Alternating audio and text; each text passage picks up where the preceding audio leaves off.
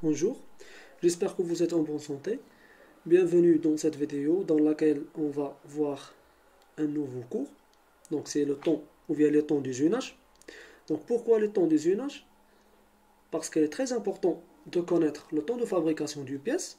Cela va nous permettre de déterminer la durée de vie d'une production et déterminer le délai de la livraison et en même temps déterminer le coût d'une production. On va commencer par les principaux types de temps. On peut classer les temps dans plusieurs familles, soit le temps de préparation ou bien le temps série, TS. Donc c'est le temps nécessaire à la préparation d'un poste ou bien l'équipement d'un poste.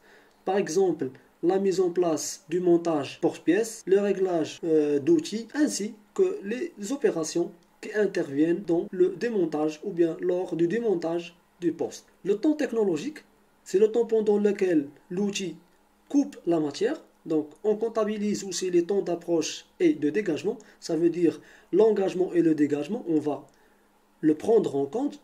Donc le temps technologique TT, il est noté parfois dans les examens TC.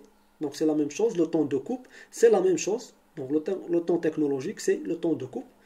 Maintenant le temps manuel, noté TM. Donc c'est un temps qui est correspondant à un travail intellectuel ou physique de l'opérateur, qu'il est répété pour chaque pièce, le montage, démontage, nettoyage, etc. Le temps techno-manuel, TTM, donc c'est un temps qui est combiné entre l'opérateur et la machine.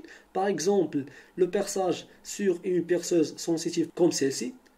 L'opérateur fait tourner la manivelle afin d'obtenir la translation du forêt et à la fin le perçage de l'autre pièce. Donc c'est un effort qui est combiné entre l'opérateur et la machine. Et enfin le temps masqué qui est TZ. Donc c'est un temps qui est correspondant à des opérations réalisées pendant que la machine travaille seule. Par exemple, contrôle d'une pièce. Maintenant on va voir la détermination des différents temps. Pour le temps manuel, donc, ils sont déterminés par expérience, par chronométrage.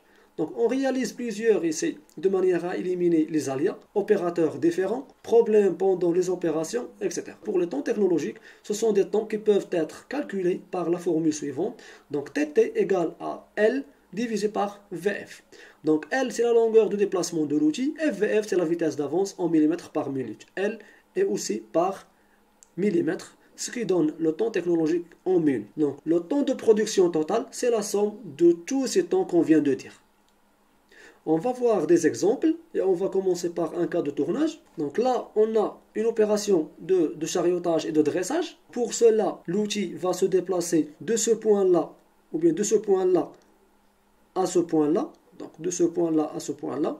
Donc là, c'est l'engagement.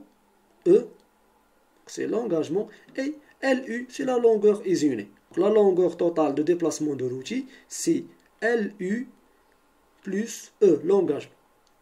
Donc pour le temps technologique, c'est L divisé par VF. Donc on sait tous qu'en tournage, que VF égale à F fois N. Donc F c'est l'avance et N c'est la fréquence de rotation. Et donc le temps technologique nous donne LU plus E divisé par F fois N.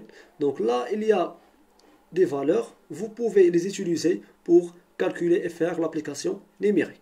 On passe maintenant au cas d'un fraisage. Donc là, on a une opération de surfaçage.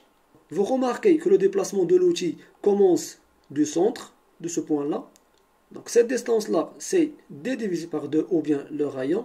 Là, on a E1, c'est l'engagement, plus LU, la longueur isolée, plus E2, c'est le dégagement, plus le rayon. La longueur totale de déplacement de l'outil sera R plus E2 plus LU plus E1 plus R. R plus R, c'est D. Et on obtiendra LU plus E1 plus E2 plus D. Donc le temps technologique d'usinage d'une pièce, c'est L sur VF. Pour le fraisage, VF égale à FZ, c'est l'avance pardon, et Z, c'est le nombre de dents, et N, c'est la fréquence de rotation. Pour le dernier cas, c'est le perçage. Donc c'est assez simple. Donc là, on a l'engagement et le dégagement et la longueur isolée, plus une dimension de la pointe du forêt. Donc la longueur totale, c'est E1 plus la longueur isolée plus O2 plus P. d'accord, avec VF, c'est F fois N. Donc, parfois dans les examens, il vous demande de calculer la durée de vie de l'outil T et de calculer le temps technologique d'une opération, et à la fin, il vous demande le nombre de pièces produites pendant cette durée de vie. Donc là, vous mettez N, ou bien le nombre de pièces produites, est égal à T, la durée de vie de l'outil, divisé par le temps technologique.